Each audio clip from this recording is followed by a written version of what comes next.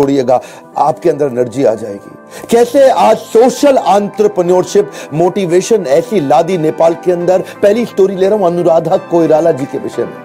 ये वो है, एक come on Indians, Manisha Koirala पे ध्यान मत लगाइएगा, ये अनुराधा कोइराला है। इनको दीजू बोला जाता है, दीजू मतलब बड़ी बहन। ये नेपाल की मदर टेरेसा है जो आज child right activist, women right activist, औरतों को और बच्चों को विदेशों में बेच दिया जाता है। इसको बोलते हैं women trafficking, child trafficking, bonded labour, बंधुआ मजदूर बना करके एक बार में एक मुश्त पैसा लेके बेच दिया जाता है जिंदगी भर के लिए। ये शुरुआत कहां से हुई? अनुराधा कोइराला जी जो क्रांति लेके आई नेपाल में। आप जानते हैं पशुपतिनाथ जी दर्शन करने गए, मैं गया हूं वहां दर्शन करने। ये रोज सुबह जब वहां जाती थी कई हेल्दी औरतों को देखती थी भीख मांगते हुए। ये देखती थी कि इनकी जिंदगी में ये इतनी हेल्दी लेकिन फिर भी भीख मांग रही। जब उनसे बातचीत करनी शुरू करी, देखा हर एक की कोई ना कोई पुरानी बड़ी इतिहास, हिस्ट्री जो उन पर बुरा गुजरा है। या तो उनको सेक्सुअली असॉल्ट किया गया है, रेप किया गया है, कोई HIV पॉजिटिव है, किसी को मारा पीटा गया है, अलग अलग प्रकार के वायलेंस हुए इनके साथ, किसी को घर से निकाल दिया गया है। ऐसी महिलाओं को देखा जो भीख मांगने को मजबूर है मंदिर के सामने। रूट कॉज ढूंढ रही थी, क्या ऐसा करूं कि इनकी मदद कर सकूं।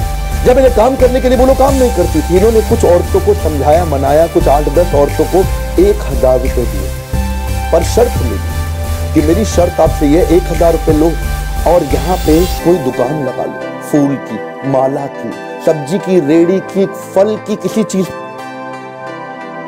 हर रोज आपसे लूंगी ताकि मैं आपकी जैसी और औरतों की भी मदद कर सकूं। मैं 1000 रुपए अपफ्रंट दे रही हूं लेकिन 2 रुपया रोज लूंगी आपसे। इकोनॉमिक ऑल्टरनेटिव, फाइनेंशियल ऑल्टरनेटिव और वायबिलिटी बिल्ड करने पे उन्होंने ध्यान लगाया। इसको बोलते हैं सोशल एंटरप्रेन्योरशिप। भीख नहीं दी, सुनिएगा ध्यान से, बुद्धि देखिए।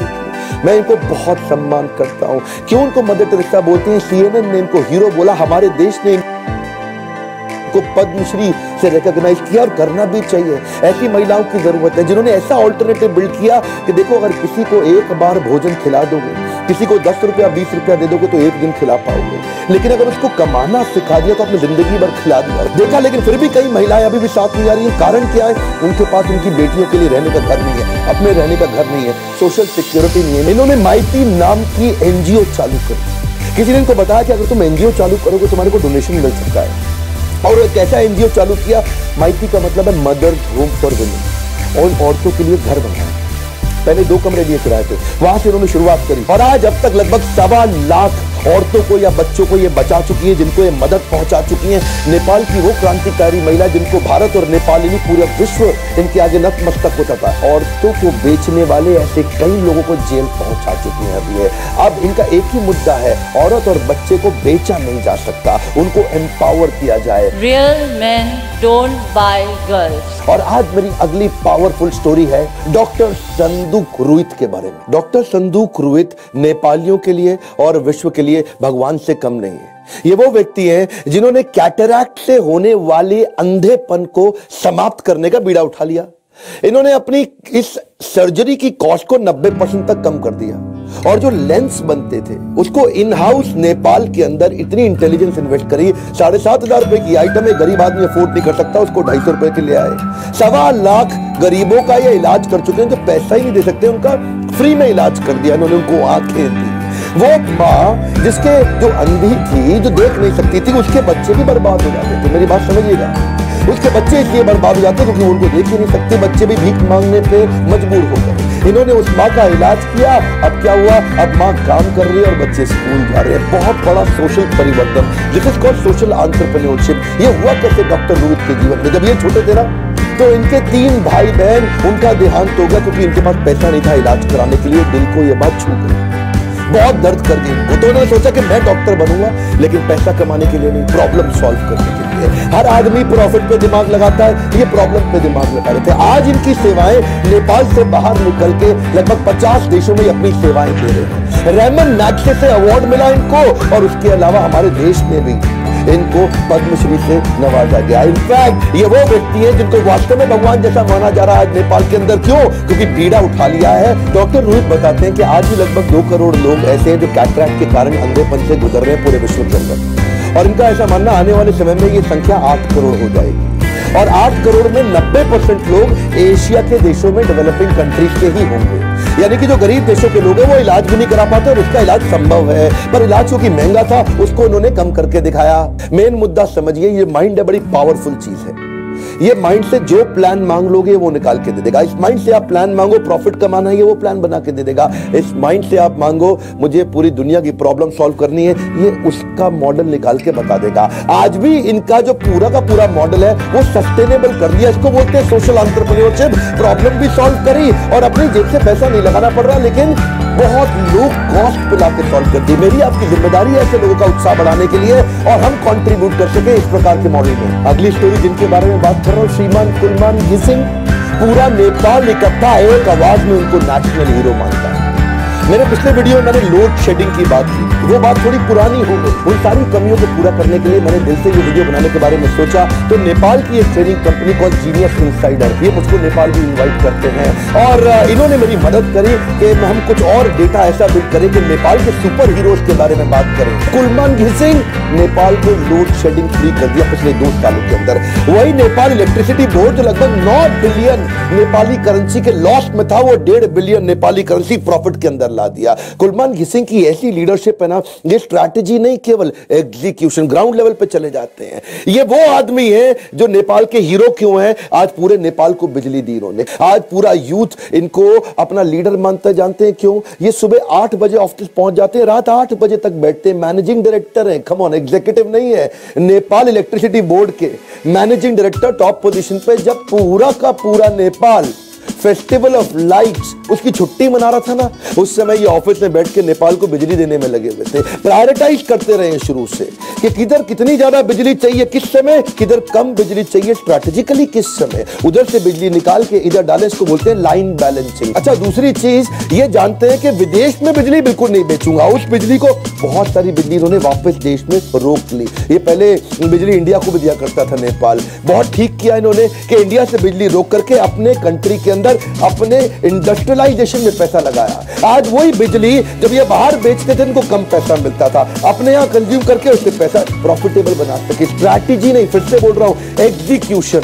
हाइड्रो प्रोजेक्ट जो थे उनको रिवाइव किया, उनकी स्पीड बढ़ाई, इंटरनेशनल इन्वेस्टमेंट लेकर के आए, दिन रात लग के काम किया। लीडरशिप इतनी मजबूत, लोगों को इंस्पायर किया। जबरदस्ती नहीं कराते। ये क्या कहते हैं, पहले मैं अपने आप को ठीक करूंगा, लोग अपने आप ठीक होते चले जाएंगे। सरकारी कंपनी है ना, आप कैसे जबरदस्ती कराएंगे? इसको बोलते हैं कम ऑन, इंस्ट्रक्शन नहीं, इंस्पिरेशन। इनको देख करके सरकारी कंपनी के एम्प्लॉयज एकदम खड़े हो जाते हैं। एनर्जी ला दी इन्होंने। नेपाल इलेक्ट्रिसिटी बोर्ड के 14,500 एम्प्लॉय आज इनके साथ खड़े हो गए। जानते हैं क्यों? क्योंकि इन्होंने 3 करोड़ नेपालियों की प्रॉब्लम सॉल्व करी है। वही नेपाल जहां पहले 18 घंटे बिजली नहीं होती थी, आज 18 मिनट भी बिजली नहीं जाती है। और अगले हीरो सुनिए, मिस्टर महावीर पुन। ये अमेरिका से graduate, post graduate science engineering के अंदर अमेरिका की ल्यूक्रेटिव जॉब, बिजनेस अपॉर्चुनिटी छोड़ के वापस नेपाल आ गए। ये देख रहे थे जब पूरा नेपाल दुनिया भर में जा रहा है पढ़ने के लिए और बाहर काम करने के लिए, ये सोचे मैं नेपाल वापस आता हूं और नेपाल में आके काम करूंगा। ये ही is considered as God of internet for Nepal. जानते हैं क्यों?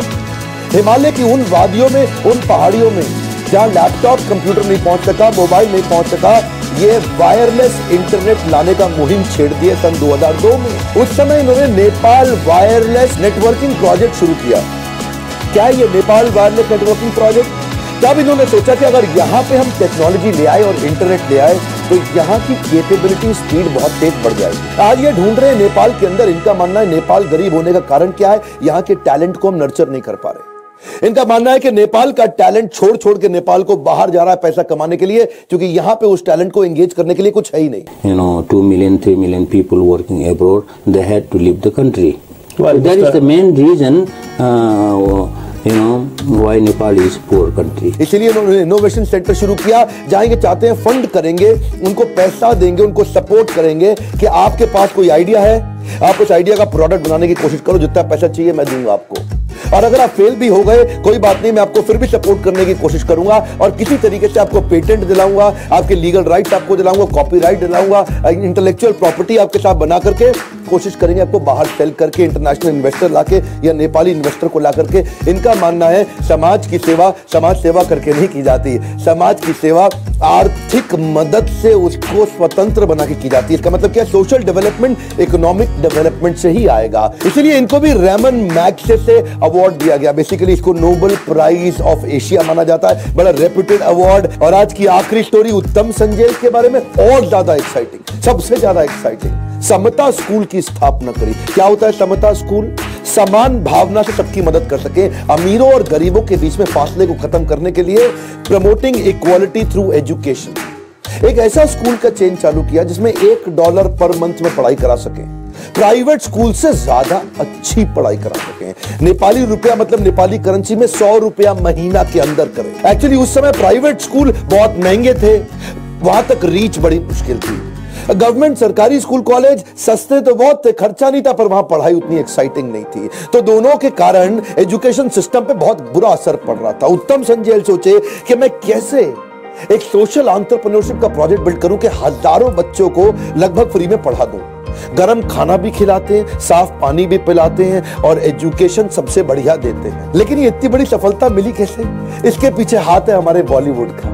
उत्तम संजेल बचपन से हीरो बनना चाहते थे, अमिताभ बच्चन, शाहरुख खान, सलमान खान, और ये सोचते थे मैं हीरो बनूं जाके बॉलीवुड में। ये गए वहां जाके इन्होंने देखा, एक चीज इन्होंने वहां से सीखी, और कुछ सीखे ना सीखे। ये क्या कहते हैं कि बॉलीवुड के अंदर सेट बनाने के लिए फिल्म का बैम्बू की बल्लियों से, उनकी स्टिक से, बैम्बू से ही सेट बना दिया जाता था। लो कॉस्ट सेट तैयार करते थे बैम्बू से तुरंत। ये देखिए यार, बॉलीवुड से ये आइडिया समझ में आ गया कि बैम्बू का सेट तैयार किया जा सकता है, और उसी का सेट तैयार करके क्यों ना मैं स्कूल और कॉलेज बना दूं यहां पे। और अगर लो कॉस्ट, बहुत सस्ती जमीन पे खेतों के अंदर बैम्बू के मैं स्कूल कॉलेज बना दूं तो पैसा तो लगेगा ही नहीं, और पढ़ाई कराना मेरे लिए बहुत सस्ता हो जाएगा। हमारे देश के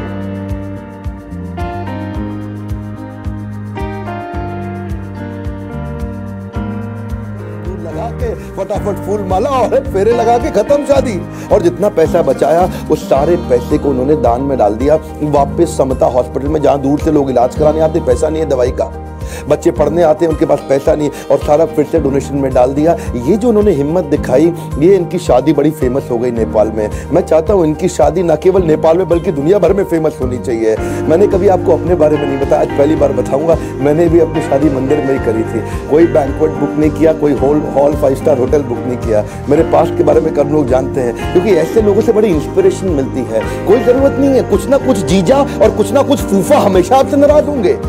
खिला दो जितना खिलाना है, लोगों को बांट दो, पैसा बर्बाद करके उसकी जगह कहीं सोशल एंटरप्रेन्योरशिप में लगाया जाए। आज मैं आपको रिक्वेस्ट करूंगा, ये जो सुपरस्टार असली हीरो थे नेपाल के, इनके बारे में पूरी दुनिया को फैलाया जाए। नेपाल में जो नहीं जानते उनको जरूर वीडियो शेयर करिए, और दुनिया भर में जितने लोग हिंदी समझ सकते कम से कम ऐसे सुपरस्टार की स्टोरी एक बार बताएंगे। क्या पता आपके शहर में किसी आदमी के दिल में यह क्रांति जाग जाए। एक